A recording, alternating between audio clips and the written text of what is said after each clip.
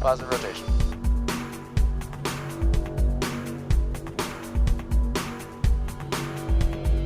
Ignition.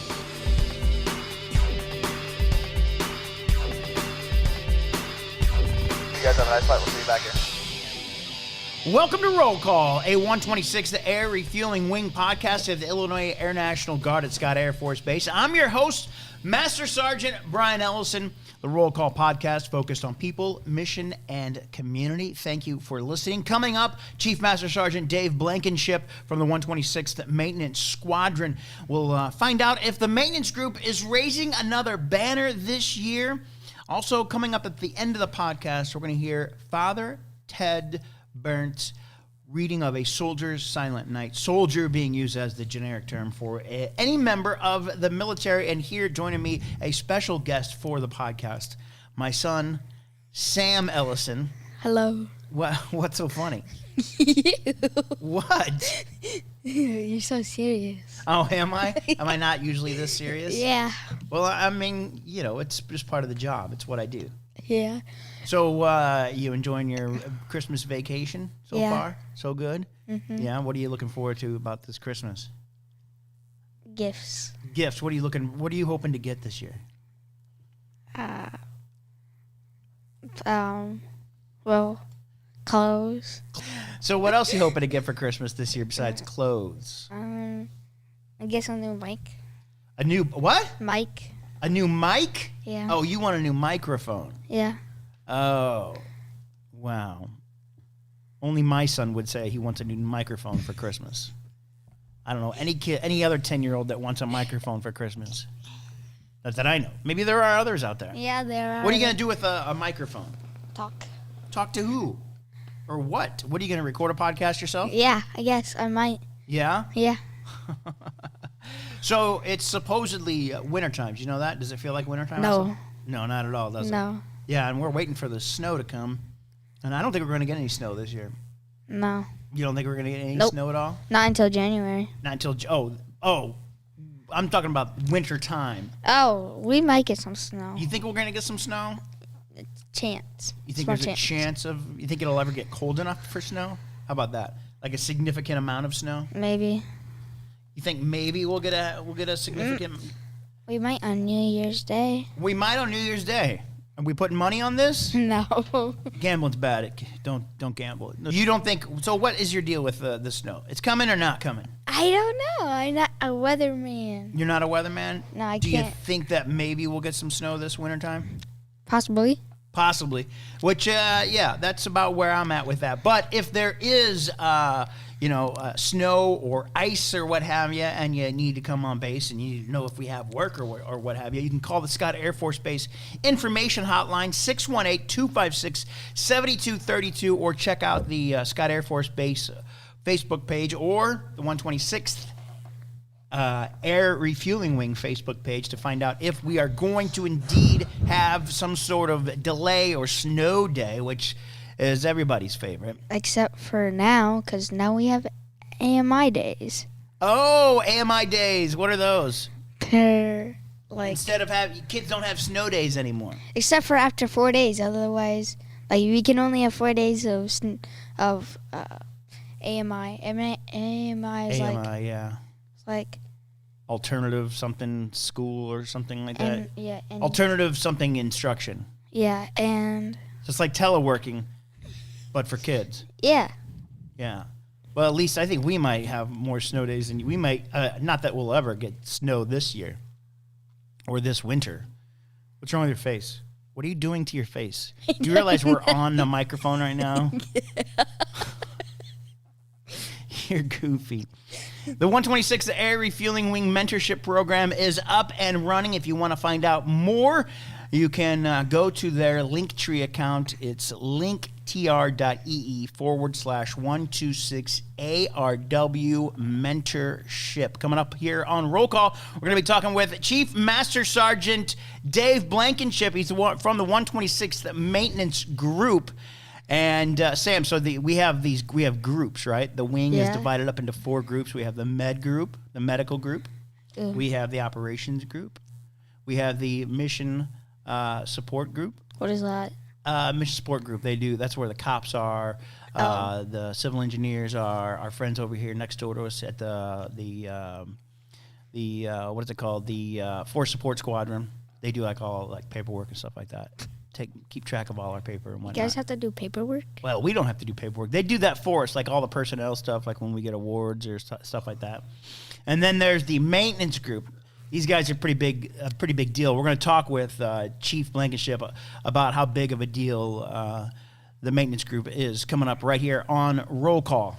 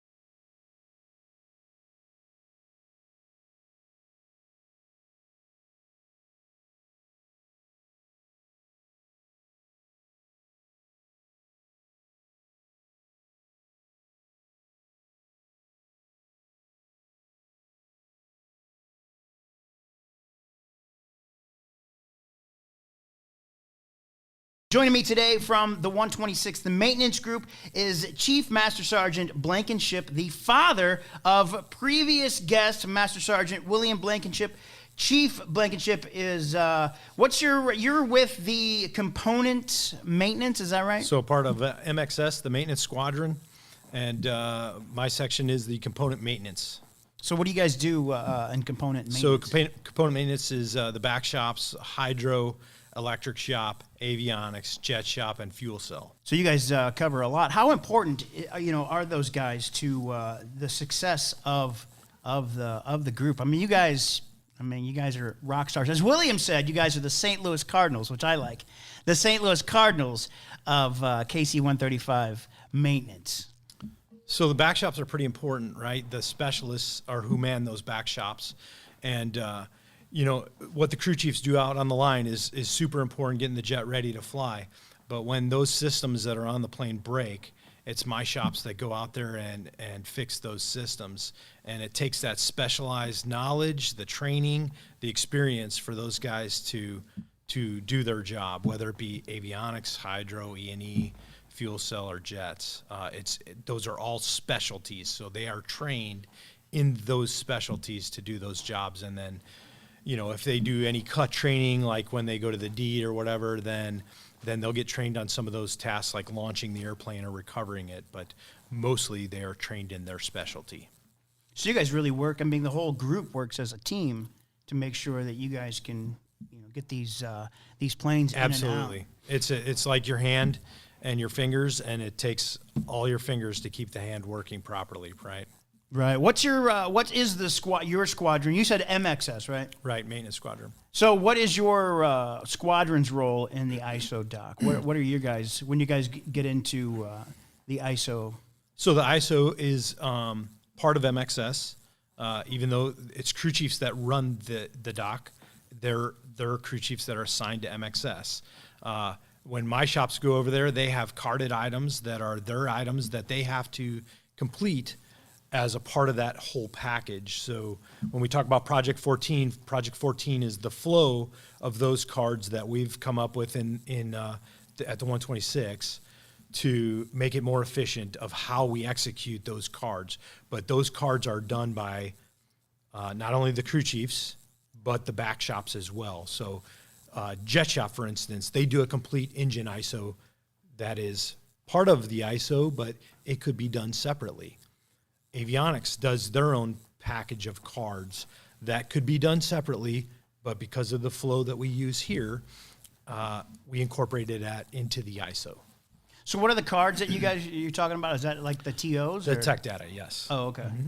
And so you guys are amazing at this. You guys can do this in less than 14 days. You guys call it ISO 14 or what have you, Project right? 14. Project 14. Yep. But you guys can do it in less than that, correct?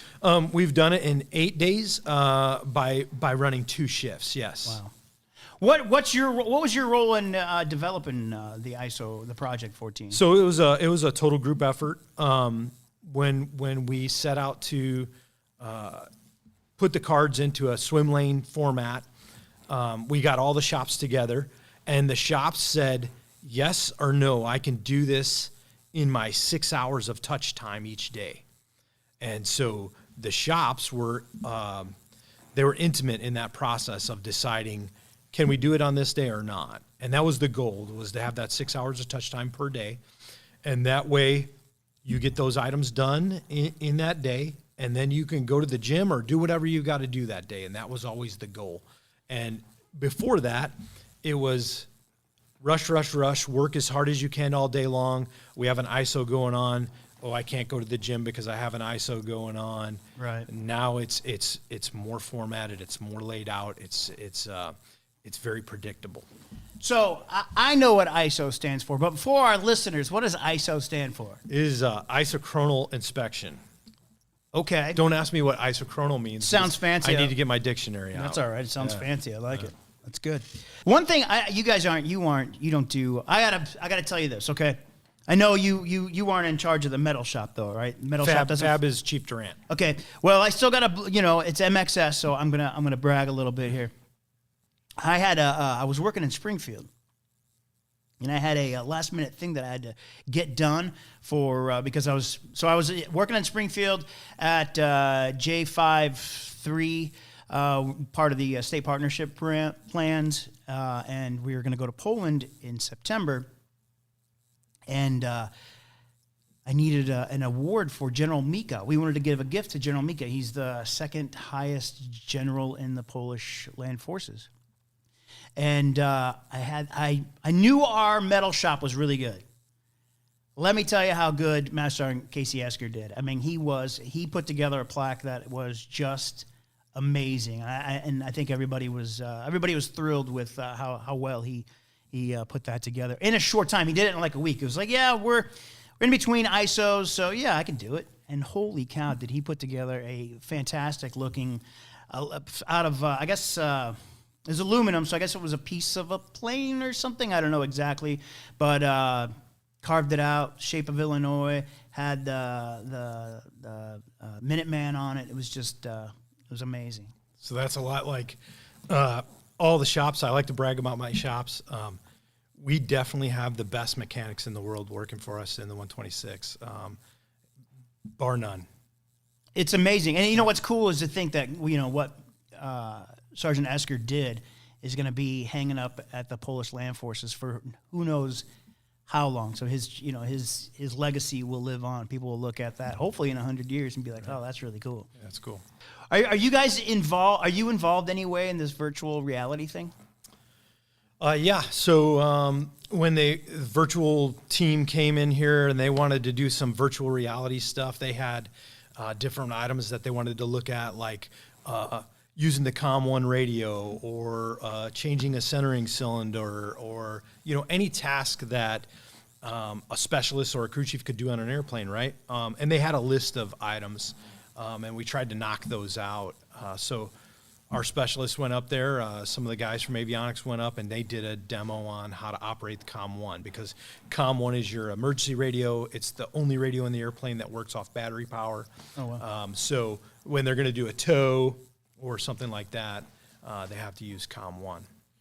That's cool. I was over there last week. I got some pictures of them taking pictures of Grote and them taken apart. I guess they kept having to go over how to take a tire off. That was that's really cool. So that's going to help you guys. Is that going to help you guys out at MXS with doing these virtual reality tools? So yeah, I think so. So anytime you're doing a task like that, sometimes muscle memory can play a factor in that. Even though you're using tech data the entire time, to go in, maybe take a brand new guy who just came out of tech school and give him the ability to do it in the virtual environment before he touches an airplane. Maybe his trainer is too busy doing something else, so he could go into the training office and put on the VR and just do it on his own while following the cards and the task that is in the virtual reality, because you access tech data from within it. I think it's a highly useful tool. Have you played with it yet? I've not put it on. I've played with other virtual reality simulations. One where you walk the plank and jump off a plank off of a building. Yeah. And the sensation is very bizarre. It is. Yeah, they were telling the VR guys were telling me they have to actually make it less. They have to play with how your equilibrium can be thrown off. So they got to really be.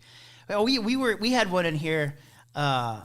We were playing with one in here, and what is that? The Oculus, and you're in some RV or something. And I tried to put my hand on what I thought was a file desk drawer, and it wasn't there. It had to. That is a trip. Right. That is so cool. How neat. Yeah, it's gonna be. That's gonna be exciting to see. It was exciting to see Lieutenant Bloomfield go through it. He went through, I think, some procedures on the C-130, and what's cool is you don't need a big room for that. Right. I don't think it's something that's going to take you all the way to being signed off on a task. Obviously not. You have to do that with your trainer, but it is something that I think for familiarity, it's a useful tool. Yeah. So you and we went to Poland in August. Right. What would you, because I was surprised to hear that there's some people that don't want to go to Poland. What would you say to an airman that doesn't want to go to Poland? Besides, what's wrong with you? Yeah, obviously, what is wrong with them? I don't know. I've not heard of anyone not wanting to go to Poland. I'm a big advocate of it. I got to get into, in 2018 on the ground floor where we were just going into Poland for the first time. Peoria obviously had a state partnership with Peoria for 25 years or longer. Really? Wow. They'd been very involved. And when the state got us involved with their refueling with their F-16s, it was an opportunity for us to open that door. But what would I say to somebody that doesn't want to go to Poland? Like, why not?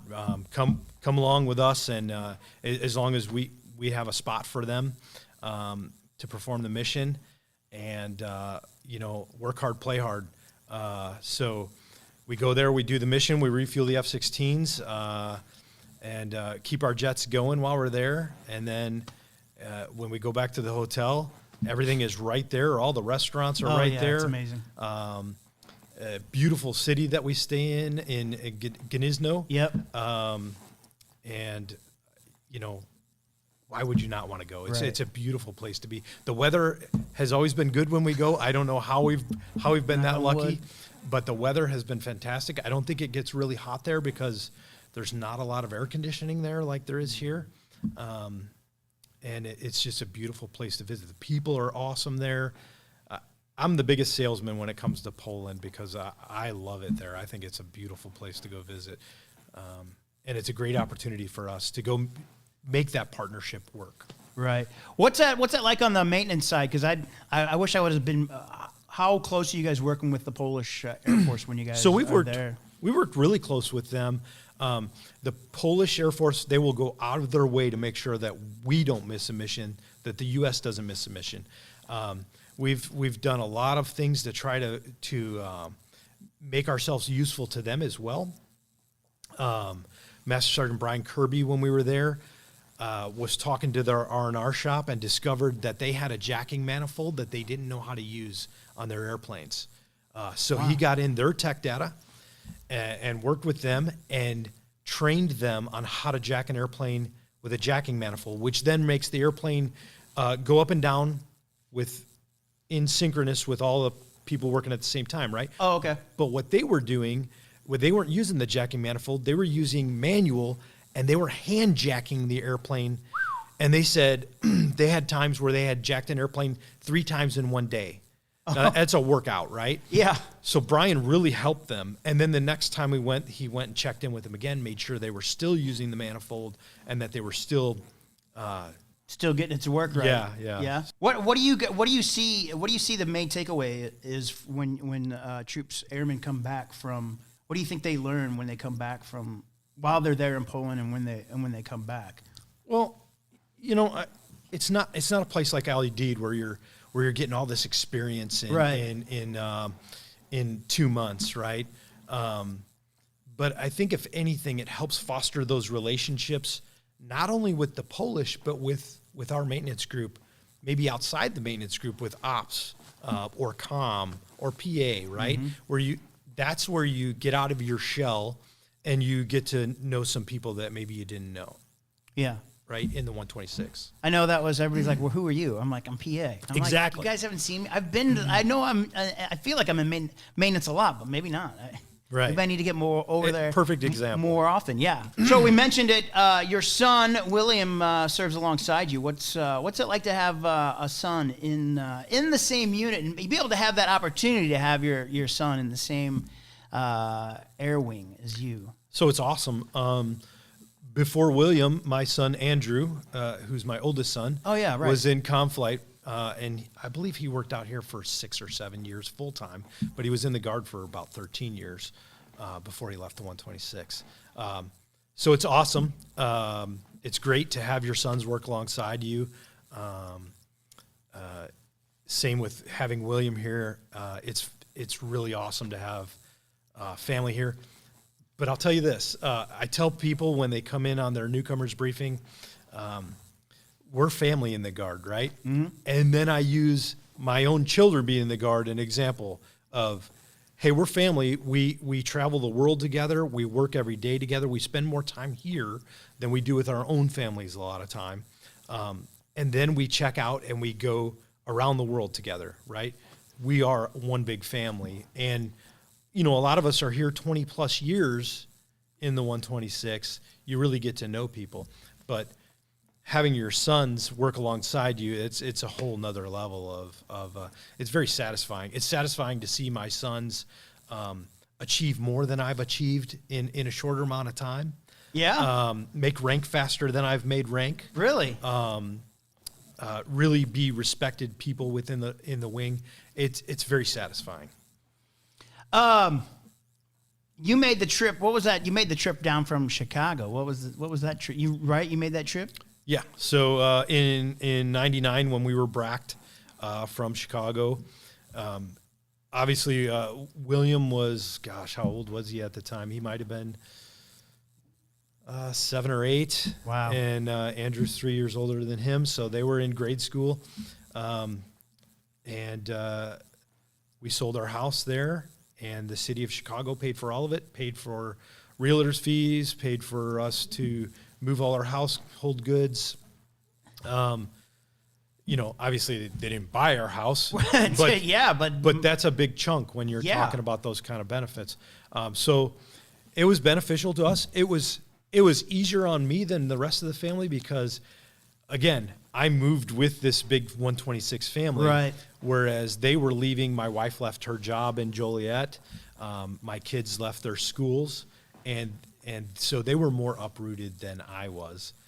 Obviously, the rest of my family, my extended family, is still in the Joliet area, Chicago area, but that's a short car trip away to get home. but it was good. It was exciting. In the same time that we moved here, our jets went through a Pacer Craig conversion, and so we started receiving jets here that had been modified, then going through that whole process.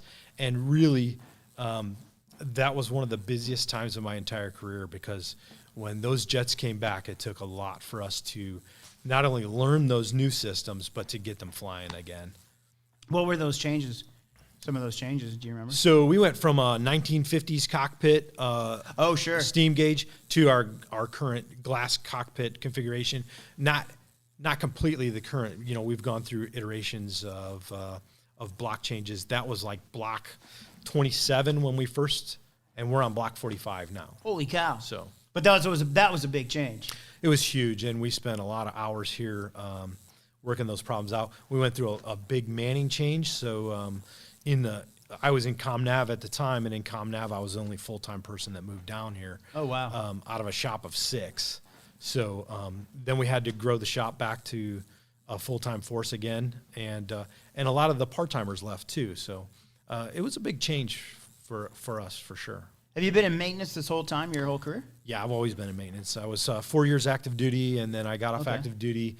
I was out for 3 months, and my wife actually saw the 126 in a coming home parade from Desert Storm. Oh, really? And she said, "Hey, look at this. There's a guard unit at Chicago," and I knew nothing about it, right? Right. But then I went up there looking because I was looking for full-time employment too. And obviously the recruiter said, "Well, they don't usually hire a lot of people off the street. They like to see you as a part-timer first." So I enlisted for 3 years in the Guard and gave it a shot. And then a year later, I was full-time. Oh, man, that is awesome. So what, I guess you answered that question, but why'd you choose the National Guard? Yeah, so when I was active duty, I knew nothing about the Guard. I was stationed with a reserve unit, so I knew a lot about the reserves, right? Or a little bit about the reserves, but I knew nothing about the Guard. And like I said, I went up to Chicago and started talking to a recruiter, and there was a reserve unit and a Guard unit at O'Hare. The reserve unit had 130s, and the Guard unit had E-model tankers. So I signed up for 3 years in the Guard because it was an opportunity, and the rest is history, really. What was the difference? Why'd you choose the Guard over the reserves? I mean, what was more? I really don't know. I think the Guard recruiter was more receptive to the experience that I had. There was an opening part-time in guidance control, which was the shop that I came into. And I really think that's the main reason. Right. Yeah. Wow. So you've had this long career. Now you've been with how long have you been with the wing? Since 91 is when I joined. Right. Yeah. Who are some of those mentors that have helped you along to become Chief Blankenship? Had a lot. So, back in the day, we didn't really call it mentorship. Right. I mean, it might have been a term that was out there, but we really didn't. I didn't say, "Hey, this is my mentor," even though now looking back at it, obviously I had a lot of mentors in my career. Chief Cinta being one of the key ones. He's my predecessor as component maintenance. He was in the shop when I first joined, and then he was the shop chief shortly after that. Okay. But Chief Cinta taught me a lot along the ways. Sorry. It's all right. He, again, we didn't call it mentorship. It was just those lessons that he would take the time out to explain things to me. And, farther along in my career, as I made chief, Chief Cinta was still here for a year after I made chief. I would ask him, I'd say, "Hey, how do you always know what to do?" And, laughingly, he would say, "I'm just winging it." Oh, good. Thank God. That's good to hear. And I'm like, well, I'm not a good winger because, I'm kind of a rule follower, and I like to have a plan, something structured. He wasn't just winging it. He would say those things, but he obviously used his experience to guide him. He was a chief for 21 years. Right.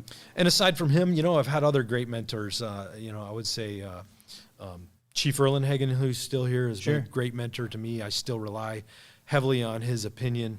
And he has opinions. Edit that out, right? Colonel Hukel has been a great mentor to me. Colonel Hendricks is one of the best leaders I've ever seen in my life. And he has obviously been a great mentor to me. There have been many, and it, to tell you the truth, it's not always people who outrank you. Sometimes it's people who are younger than you that you can get some experience from, or something that helps you along the way. So I know that you're into flying. You're flying, right? Are you working on your pilot's license, or? No, I've been a private pilot since '98. Oh, you have? Yeah. What got you into flying? So, when I came in the Air Force, I was inertial navigation, which was, you're like, what is inertial navigation? Yeah. Right? So inertial navigation is the ability of this one system called INS. Okay. Inertial navigation system, which takes your present position, and then every time the component moves, or the airplane moves with the component in it, it calculates where you now are. With the use of gyros and accelerometers, it can calculate where you're at. That's inertial navigation in the most simplest form, right? Right. But learning that system, or those systems, I spent 8 months in tech school. You learn a lot about flying and navigation of what the aircrew is doing, right? So when I got out of tech school, I always thought, well, I should be able to do this. Like, this is something I should be able to do, Yeah. And so when I could afford it, I took flying lessons. And sometime around '98, I got my pilot's license, and really didn't do anything with it for a long time. And then when we moved down here, they had an aero club. It was pretty cheap to fly here, but then they closed the aero club. Oh, man. So I was left with, well, what do I do now? And I didn't want to go over to St. Louis, and it was very expensive over there. So I found this soaring club in Highland, and started soaring, which is gliders, right? Right. And found that I really liked that aspect of aviation more than powered aviation. And yeah, so What do you like more about the glide? That's just it's a challenge. So Is it? You go up on a day that there's big white puffy clouds, hopefully to show you where there's lift at, and it's a challenge to stay airborne. But for a $25 tow, you can then stay up as long as the air will allow you. Really? Yeah. And then you just got to get it back to. Yeah, the goal is to make it back to the airport you started at. Okay. But if you don't, hopefully you're within gliding distance of another airport that you can land at. Oh, wow. So, yeah. How long have you stayed in the air? I think my longest flight has been 2.5 hours. Yeah. Is it quiet? Because you're gliding. There's a lot of air noise. Oh, is there? A lot of noise from the wind around the cockpit, yeah. Do you have radio comms?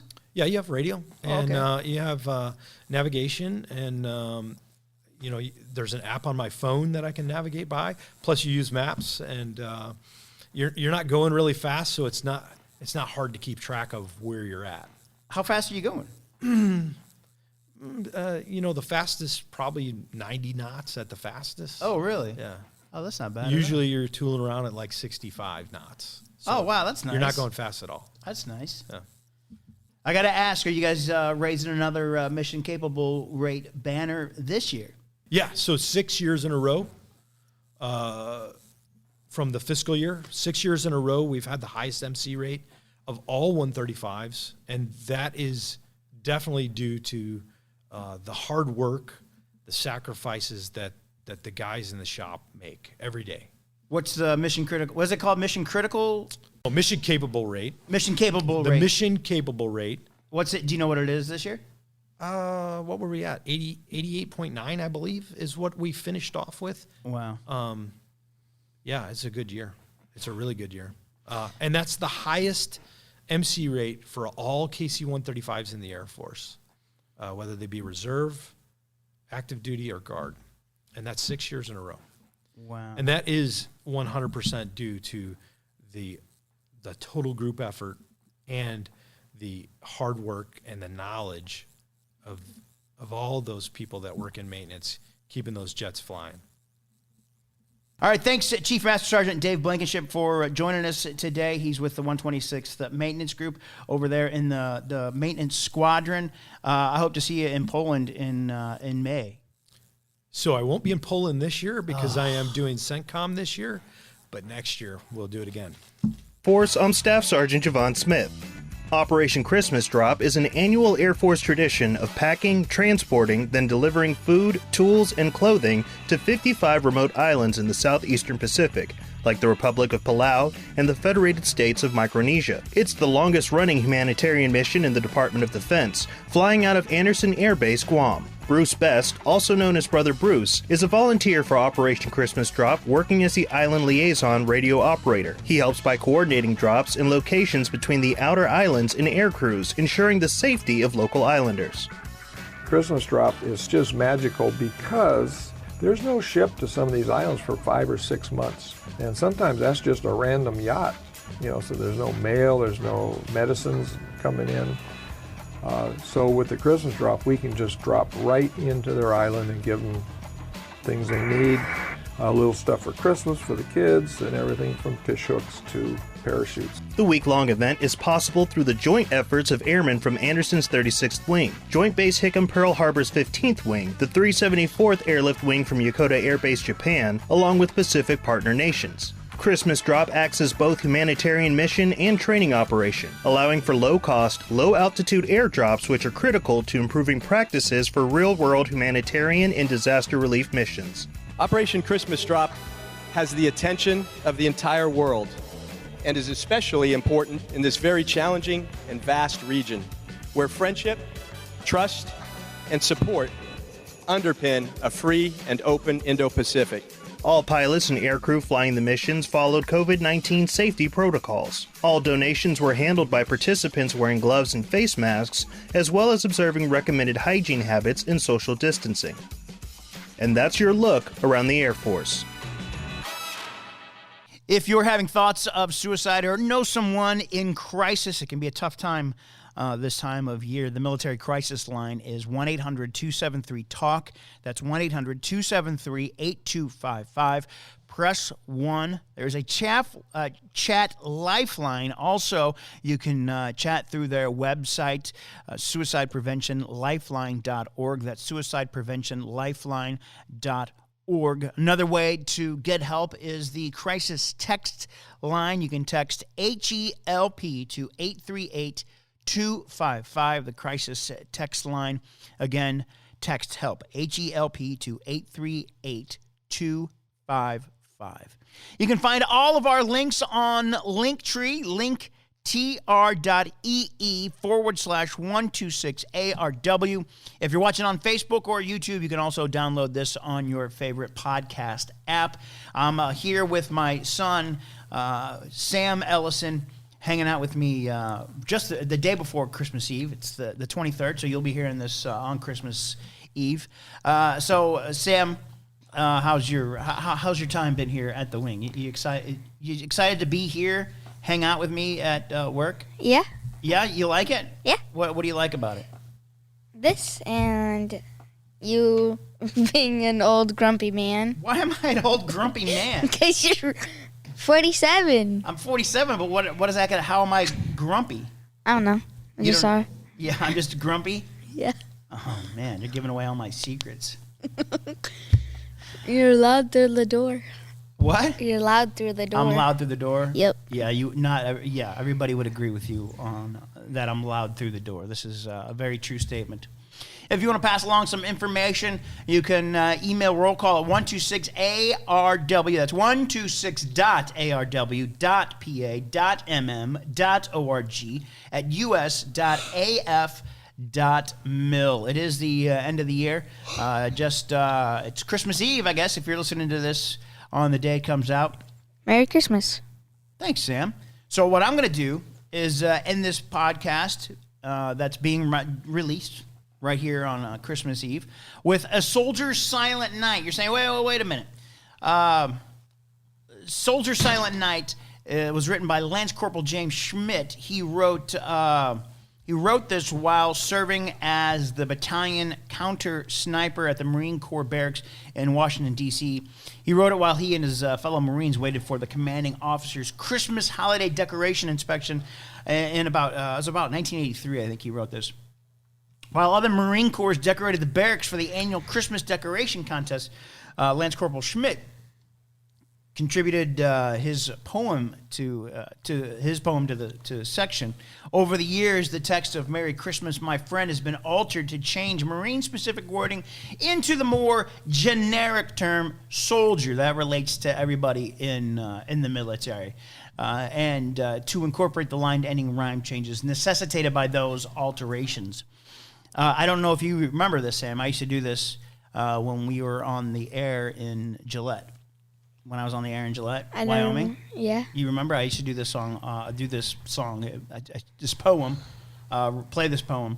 Is it from Festivus? Festivus for the rest of us? Festivus? No, it's not. It is Festivus today, which we should wish everybody a belated Festivus, which is December 23rd. Go watch Seinfeld. We celebrate it in our family, Festivus, which will... But back to A Soldier's Silent Night. It was recorded by Father Ted Berndt, an Episcopal priest from Wisconsin who was a Marine and a Purple Heart recipient. He recorded it in the 2000s. And I want to play that for you for Christmas and the holidays. Thanks for listening to Roll Call, a 126th Air Refueling Wing podcast focused on people, mission, and community. I'm Master Sergeant Brian Ellison. It was the night before Christmas. He lived all alone in a one-bedroom house made of plaster and stone. I had come down the chimney with presents to give and to see just who in this dwelling did live. I looked all around, a strange sight to see. No tinsel, no presents, not even a tree. No stockings on the mantel, just boots filled with sand. On the wall hung pictures of far distant lands. Medals and badges, awards of every kind.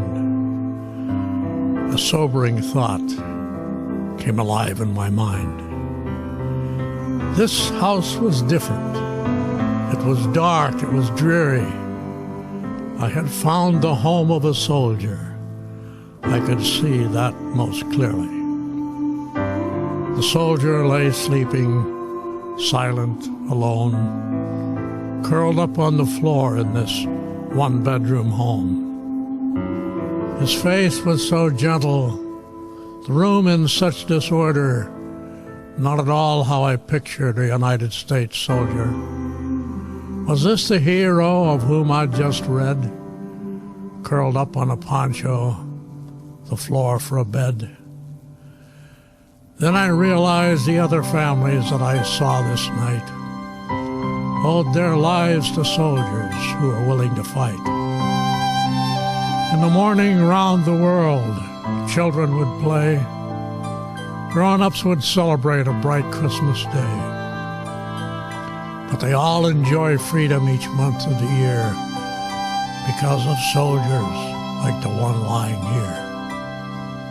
I couldn't help but wonder how many lay alone on a cold Christmas Eve in lands far from home. The very thought brought a tear to my eye. I dropped to my knees and I started to cry. The soldier awakened. I heard his rough voice. "Santa, don't cry. This life is my choice. I fight for freedom. I don't ask for more. My life is my God, my country, my Corps." The soldier rolled over and drifted to sleep. But I couldn't control it, and I continued to weep. I kept watch for hours, so silent and still as both of us shivered from the cold night's chill. I didn't want to leave him on that cold, dark night, this guardian of honor, so willing to fight. Then The soldier rolled over with a voice soft and pure. He whispered, "Carry on, Santa. It's Christmas Day. All secure." One look at my watch, I knew he was right. Merry Christmas, my friend. May God bless you this night.